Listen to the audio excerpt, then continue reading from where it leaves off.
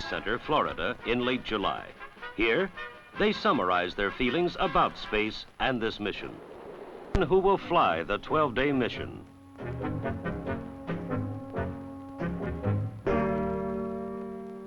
Dave Scott, the man in charge on Apollo 15. This will be Scott's third space flight. He flew previously on Gemini 8 and Apollo 9.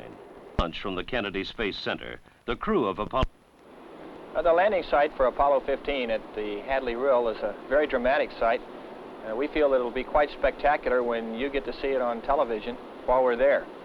It's essentially on a flat plain surrounded by mountains on one side and a rill, or a meandering gorge, we might call it, on the Earth on the other side. The mountains to our east and north and south range anywhere from 11,000 to 15,000 feet high, and the rill, or the gorge in front of us, is like a canyon, and it's about 1.3 kilometers across and 1,000 feet deep.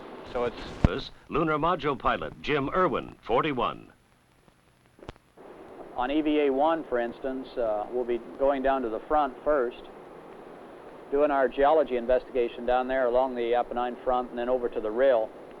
And then coming back to the LEM, we'll be unstowing the ALSEP packages and then deploying the ALSEP about 300 to 500 feet west of the LEM.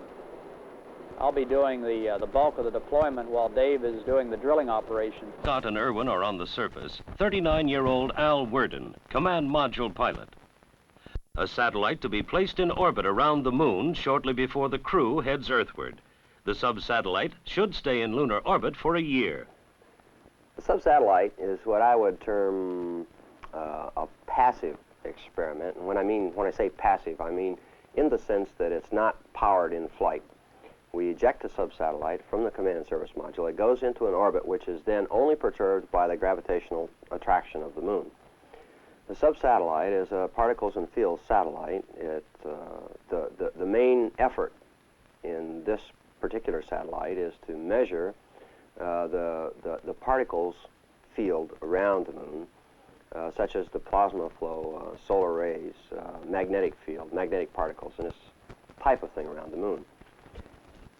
Scott and Irwin will travel farther and gather more samples for scientific study than any moon landing team so far. They will be able to do this because of the lunar rover, a four-wheel battery-operated vehicle. The television has been developed to be carried on the rover and controlled remotely from the ground. So every time we make a science stop, we enable the television within the communication systems on the rover, and the ground will be able to point the TV in any direction within 360 degrees, elevate it and depress it, and also zoom it. So you'll perhaps have a better view of many things than we will, because you'll be able to watch both of us at the same time.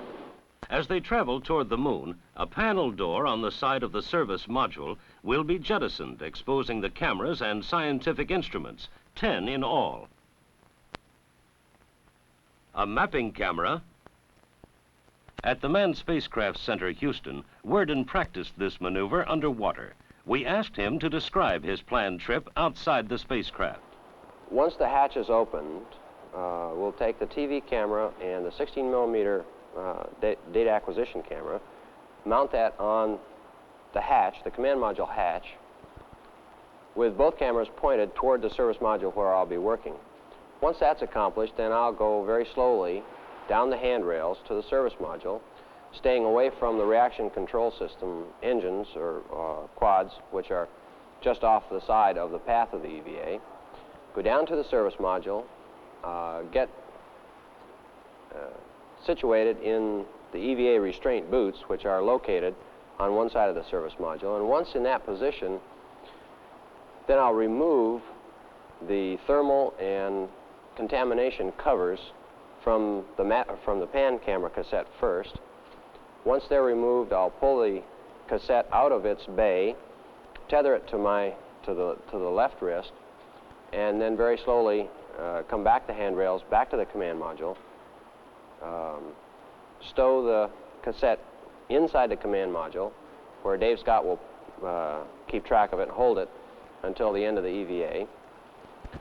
Irwin, Worden. If all goes on schedule,